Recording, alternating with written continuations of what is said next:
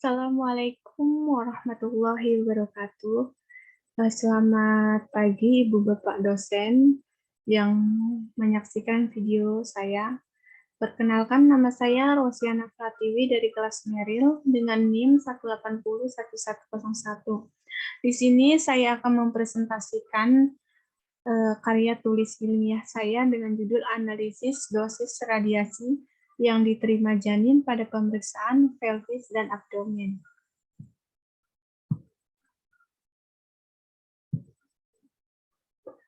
Berikut PPT dari karya tulis ilmiah saya dengan judul Analisis Dosis Radiasi yang diterima janin pada pemeriksaan radiograf pelvis dan abdomen. Dengan melatar belakangi, yang pertama radiasi. Radiasi adalah suatu cara perambatan energi dari sumber energi ke lingkungannya tanpa menggunakan media perantara. Radiasi memiliki dua jenis, yaitu fingion dan non-fingion.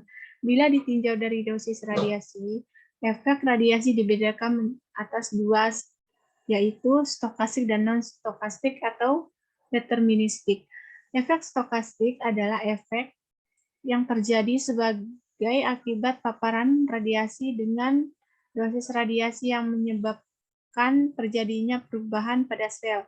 Pada paparan radiasi dengan dosis radiasi yang dapat menyebabkan kematian sel akan timbul efek deterministik.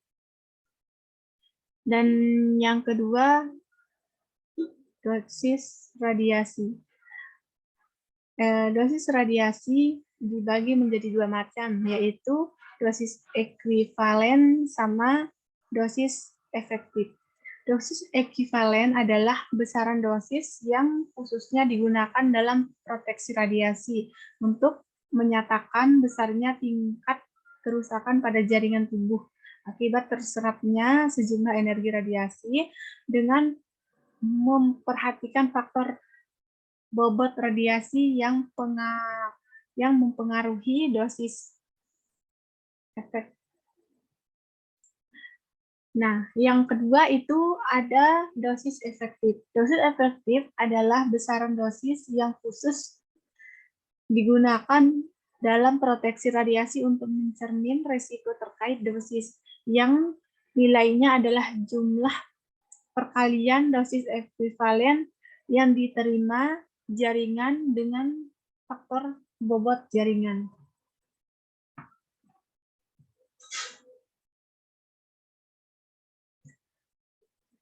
Salah satunya mengenai pemeriksaan radiograf pelvis dan abdomen pada ibu hamil. Perhitungan dosis yang diserap oleh pasien selama proses kehamilan sangat perlu dilakukan untuk menjaga agar janin memperoleh dosis yang cukup minim, yaitu nilai batas dosis janin yang diizinkan oleh International Communication of Radiation Protection atau ICRP ialah kurang dari 0,1 atau 100 mg. Terkait dengan 3 jurnal yang ada di karya tulis ilmiah saya atau studi literaturnya ada yang pertama jurnal yang ditulis oleh Ari dan kawan-kawan tahun 2016 yang berjudul Studi Kooperasi Estimasi Dosis Janin dengan Perhitungan Manual dan Simulasi pada Pemeriksaan Radiograf Pelvis. Menyatakan bahwa meskipun memberikan manfaat, paparan radiasi fingion dihasilkan oleh sinar X memiliki dampak buruk terhadap pasien yang sedang dalam masa kehamilan. Mengingat radiosensitivitas janin dan efek biologis yang buruk terhadap perkembangan janin atau seperti malforasi organ pada usia kehamilan 9-25 minggu hingga sterilitas ataupun kanker pada usia kehamilan 26 minggu sampai kelahiran. Dan penelitian yang dilakukan pada jurnal yang ditulis oleh Ari dan kawan-kawan yaitu membandingkan hasil estimasi dosis janin pada pemeriksaan radiografi pelvis dengan metode perhitungan manual dan simulasi perbantukan program FEDDOS V4 dengan beberapa faktor eksposi. Beban tabung 10 MAS pada beberapa fokus film feeding stand atau FFD. Sampel penelitian yang digunakan adalah solid water phantom dengan ketebalan 18 cm yang mewakili ketebalan pelvis dan X-ray multimeter sebagai alat ukur entrance surface dose atau ESD. Literatur jurnal yang kedua yaitu yang ditulis oleh Mas Lebu dan kawan-kawan tahun 2017 yang berjudul Estimasi Resiko Radiasi di Janin pada Pemeriksaan Radiografi Pelvis.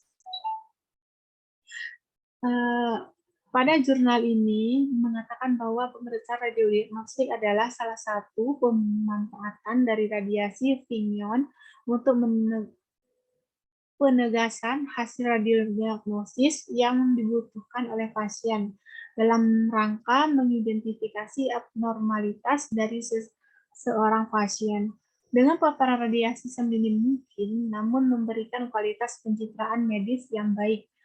Radiasi Fignon memang memberikan manfaat yang besar dalam pemeriksaan radiodiagnostik, namun paparan radiasi memiliki risiko yang berbahaya, hingga proteksi radiasi terhadap pasien atau pekerja di sekitaran daerah sumber radiasi perlu diperhatikan, terutama wanita hamil karena berdampak kepada janin.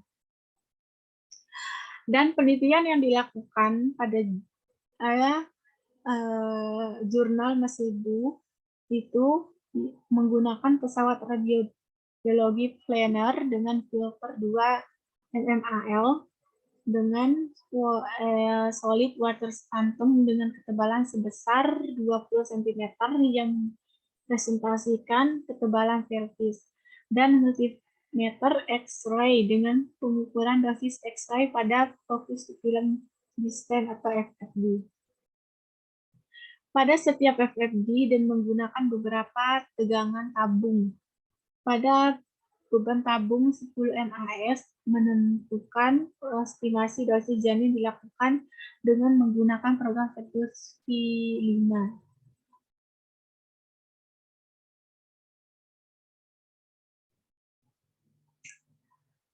Kemudian jurnal yang ketiga yang ditulis oleh Ari dan kawan-kawan 2016 dengan judul Estimasi Dosis Janin pada Pemeriksaan Anterior Posterior atau AV abdomen dengan X-ray konvensional.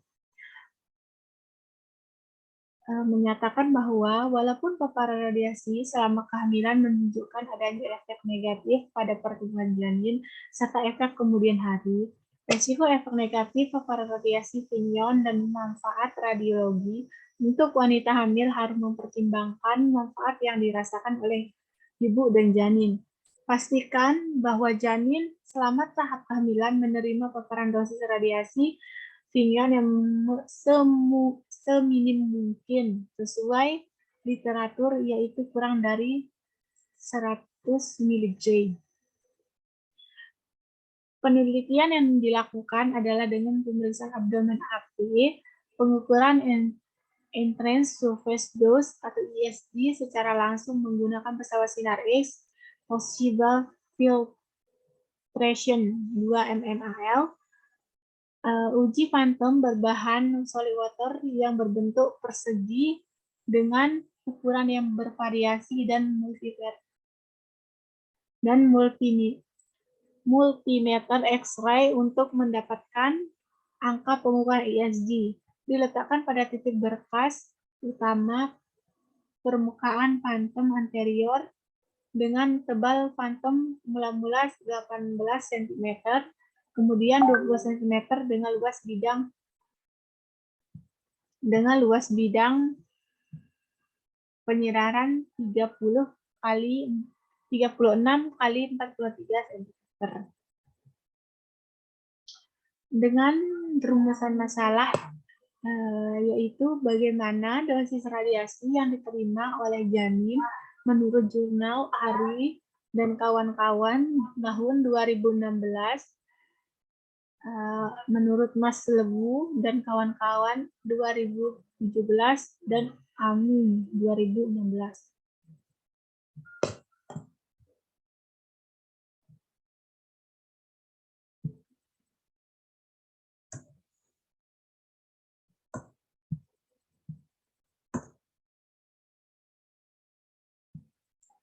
Yang bab 2 yaitu tinjauan pustaka.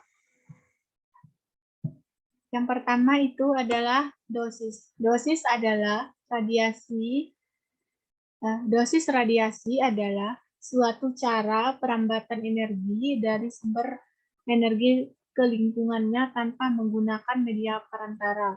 Radiasi memiliki dua jenis, yaitu tinjauan dan non-tinjauan. Bila ditinjau dari dosis radiasi, efek radiasi dibedakan atas efek stokastik dan efek deterministik. Efek stokastik adalah efek yang terjadi sebagai akibat paparan radiasi dengan dosis yang menyebabkan terjadinya perubahan pada sel. Terus jenis-jenis radiasi ada dua macam, yaitu radiasi alam dan radiasi buatan. Radiasi alam yaitu radiasi yang berasal dari alam. Sedangkan radiasi buatan itu adalah radiasi yang sengaja dibuat oleh manusia untuk menegakkan diagnosa.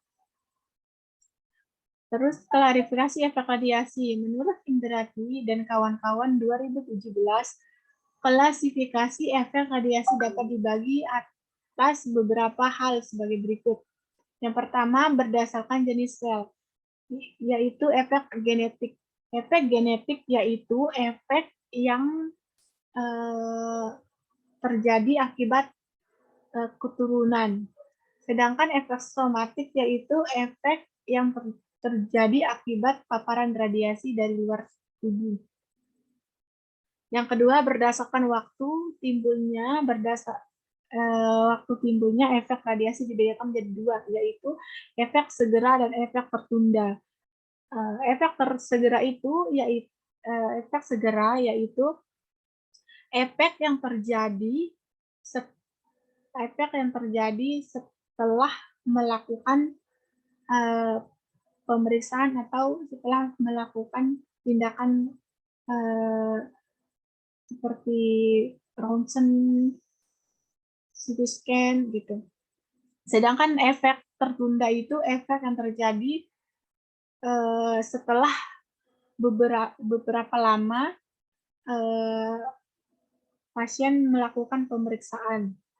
Sedang yang ketiga itu berdasarkan dosis radiasi, efek stokastik dan efek deterministik.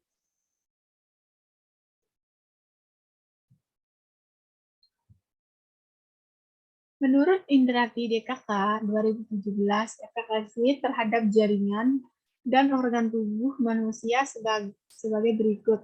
Efek radiasi pada kulit, dosis ambang sekitaran 2-3 Gray dapat menimbulkan efek kemerahan atau eritema yang bersifat sementara dan muncul dalam beberapa jam setelah terpapar.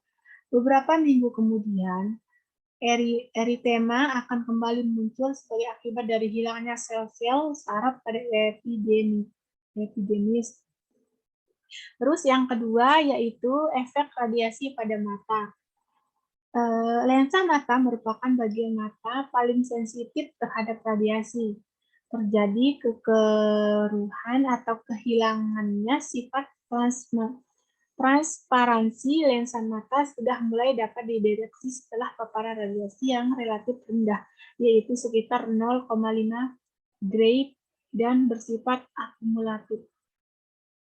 Yang ketiga, efek radiasi pada paru-paru.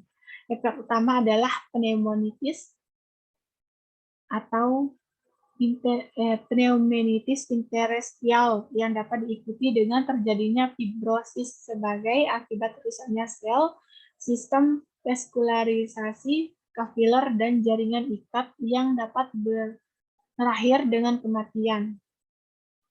Perusakan sel yang mengakibatkan terjadinya peradangan akut paru itu biasanya terjadi pada dosis 3-5 gray. Yang keempat, efek radiasi terhadap janin. Efek paparan radiasi pada janin dapat dalam kandungan sangat tergantung pada umur kehamilan pada saat terpapar radiasi. Dosis tambahan yang dapat menimbulkan efek pada janin adalah 0,05 gray. Terus yang kedua itu dosis radiasi. Dosis radiasi adalah jumlah radiasi yang didapat dalam medan radiasi atau jumlah energi radiasi yang diserap atau diterima oleh materi yang dilaluinya. Nilai batas dosis untuk anggota masyarakat sebagaimana dimaksud dalam pasal 30 ayat 3 huruf B tidak boleh melampaui dosis efektif sebesar 1 milisievert dalam 1 tahun.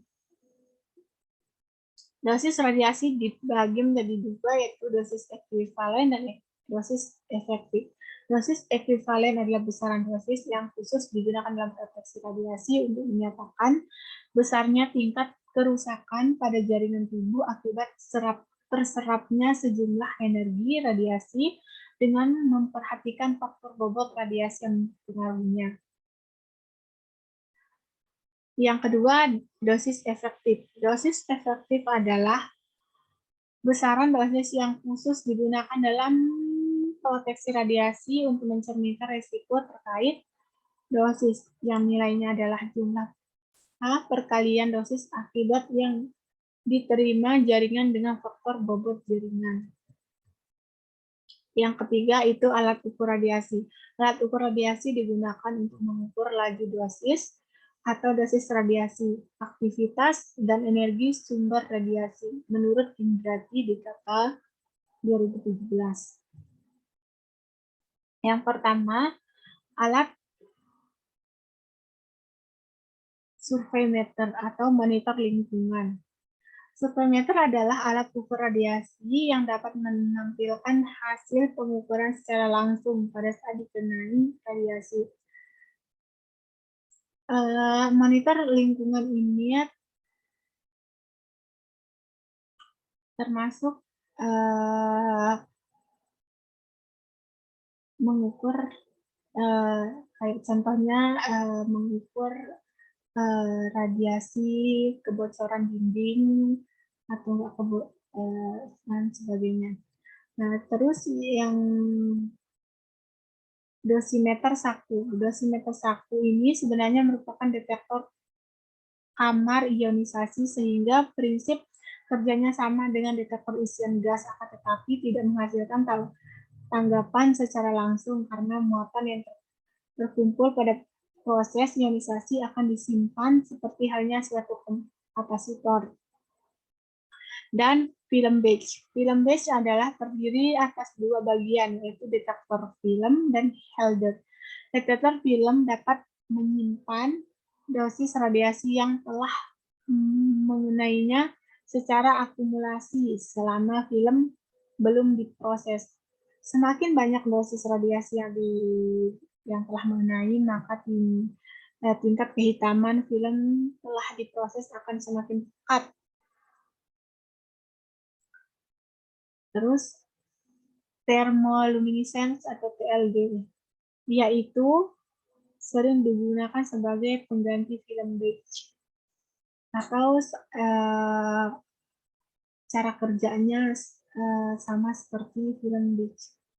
Nah, dosimeter saku, film batch, sama TLD itu termasuk alat ukur perorangan. Yang keempat, teknik pemeriksaan Veltis. Nah, ini posisi pasiennya berbaring supine di atas meja pemeriksaan dengan MSD sagittal plane atau dengan tubuh tegak lurus pada pertengahan meja. Posisi objek kedua keris iliaka dan sias simetris berjarak sama terhadap kaset atau meja. Atur mid coronal plane atau MCP sejajar terhadap meja pemeriksaan. Tepatkan setback di bagian ankle joint agar pasien tidak bergerak. Batas atas kaset setinggi 5 cm di atas garis kaidiaka. Berkas sinar, partikel tegak lurus kaset, terus titik bidiknya atau CP-nya itu pertengahan antara sias dengan simbisis pubis. Atau sias turun sekitaran 5 inci. Yang kelima itu pemeriksaan abdomen, proyeksi anterior posterior menurut Ranger 2018. Posisi pasien itu berbaring supine di atas meja pemeriksaan dengan di samping tubuh. Posisi objek tidak ada putaran punggul atau bahu. Pemeriksaan bahwa kedua asias adalah jarak yang sama dari puncak meja. Terus CR partikel tegak lurus dengan CP-nya setinggi umbilicus atau perpendikular, atau bisa juga dari sias itu naik sekitaran 2 cm. Yang bab 3-nya jenis penelitian. Jenis penelitian yang digunakan dalam penulisan karya tulis ilmiah ini adalah kualitatif dengan menggunakan kajian teori atau literatur review pada analisis dosis radiasi yang diterima janin pada pemeriksaan radiologi. 2 itu waktu penelitian. Waktu penelitian ini dilakukan pada bulan November sampai Oktober 2021. Yang ketiga, metode pengambilan datanya. Pengambilan data yang digunakan penulis adalah penelitian literatur review.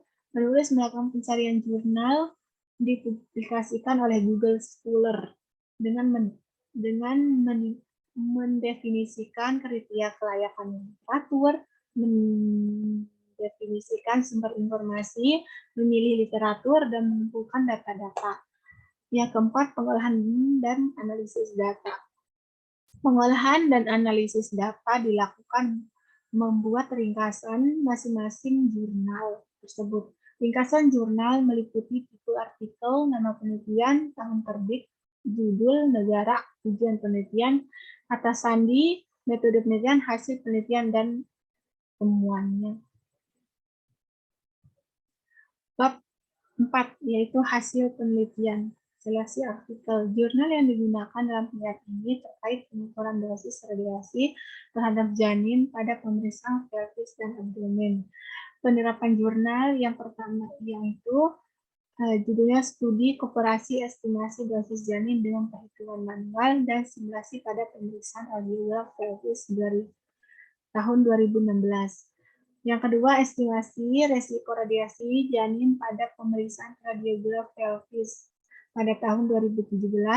Yang terakhir, estimasi dosis radiasi janin pada pemeriksaan anterior posterior atau AP abdomen dengan X-ray konvensional pada tahun 2016.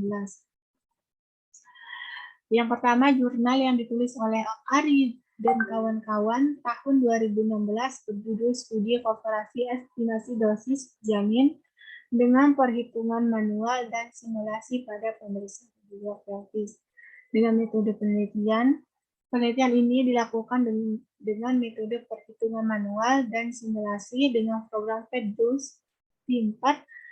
PEDDOS merupakan program yang dikembangkan untuk menentukan estimasi radiasi pada janin dengan menggunakan faktor eksposi sebesar 70 kV, 75 kV, 77, 81, 85, 90, dan 96 kV dengan beban tabung 10 MAS dan menggunakan FFB 100, 110 cm, 130 cm, 130 cm, 140 cm, dan 150 cm.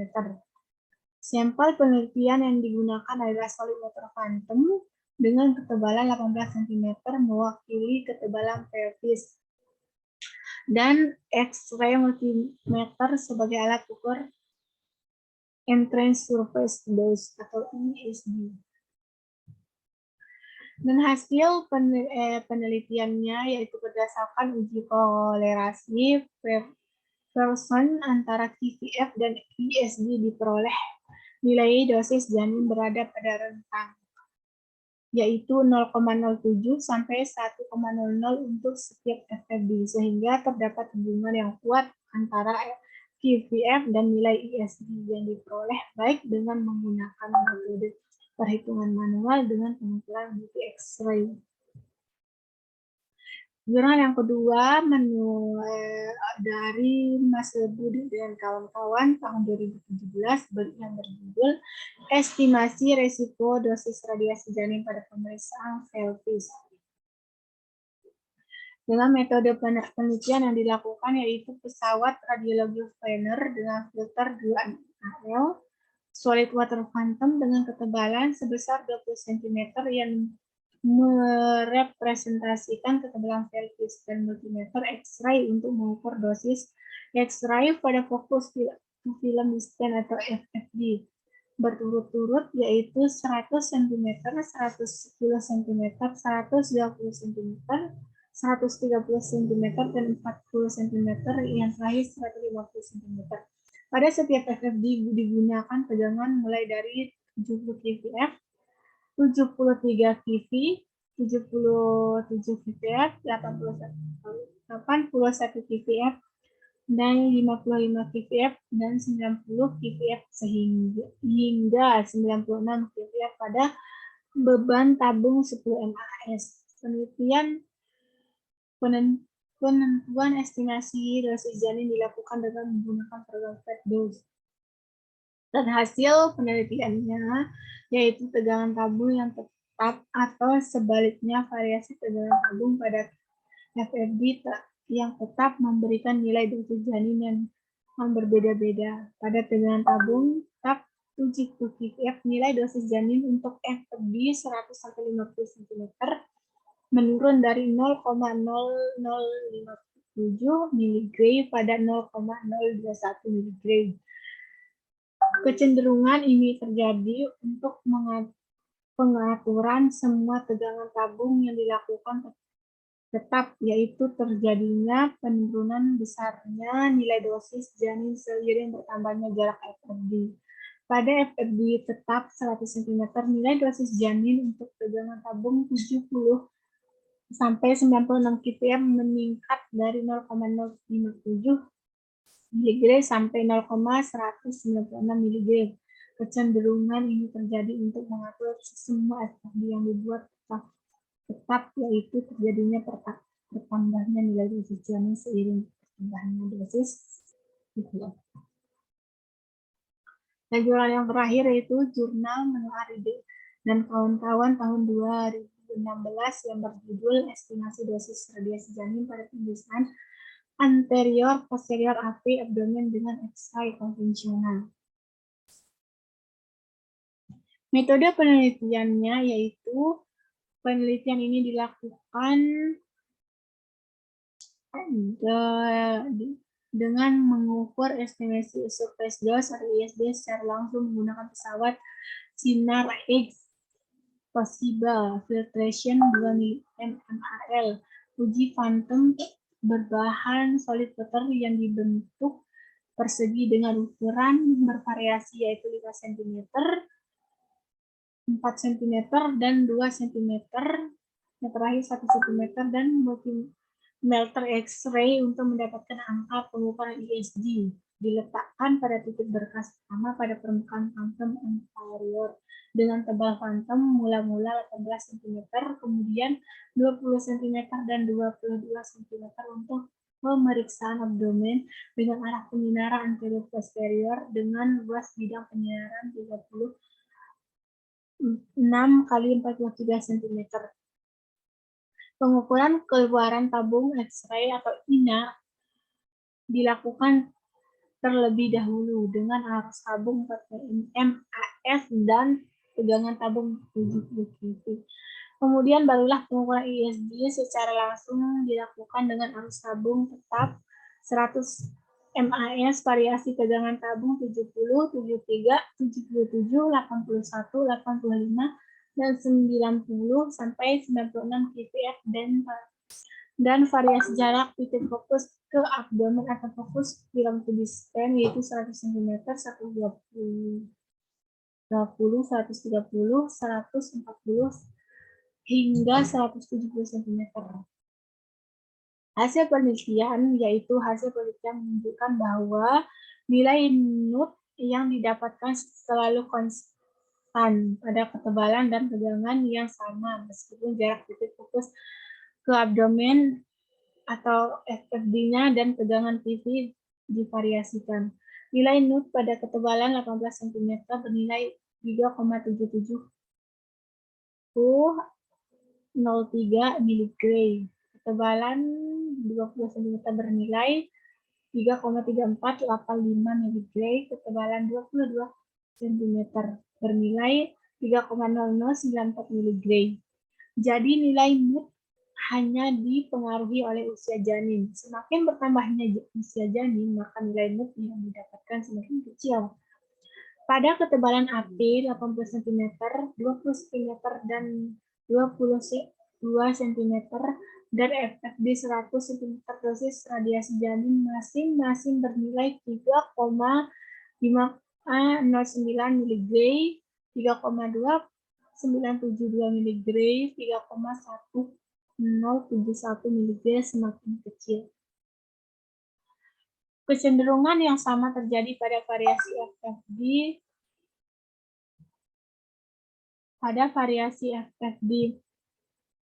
AFD 110 sampai 170 cm yang menunjukkan bahwa semakin tebal AP, dosis janin semakin kecil.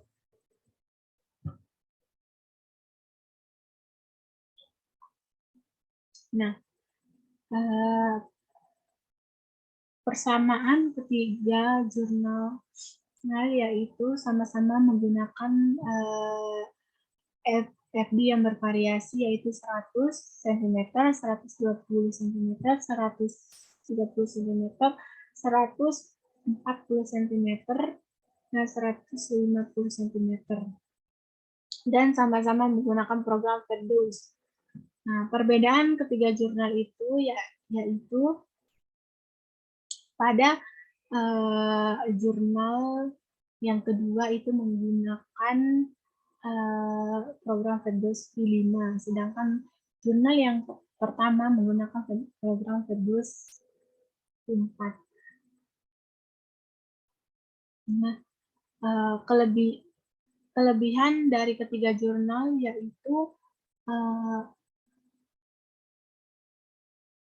jurnal yang ketiga itu kelebihannya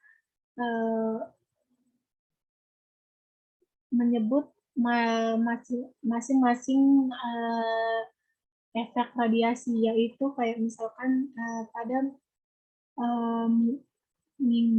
semakin bertambahnya usia janin, maka semakin bertambahnya efek yang terjadi pada janin. Sedangkan kekurangan dari ketiga jurnal yaitu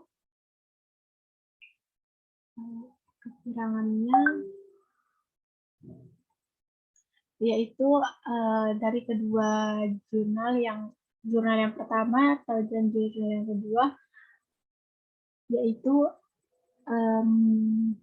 tidak menyebutkan apa efek-efek yang terjadi pada janin setelah melakukan pemeriksaan radiasi atau yang setelah mengenai radiasi.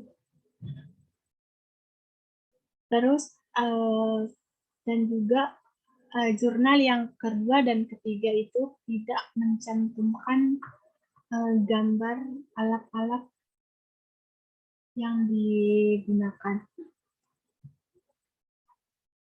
Bab 5 itu kesimpulannya yaitu dengan faktor eksposi serta FFD yang digunakan, dosis janin yang diperoleh berada di nilai batas dosis janin yang ditetapkan oleh International Commission of Radiological Protection atau ICRP. Jadi faktor eksposi dan FFD yang digunakan dalam penelitian ini dapat digunakan sebagai referensi pemeriksaan diagnosis pada pemeriksaan pelvis.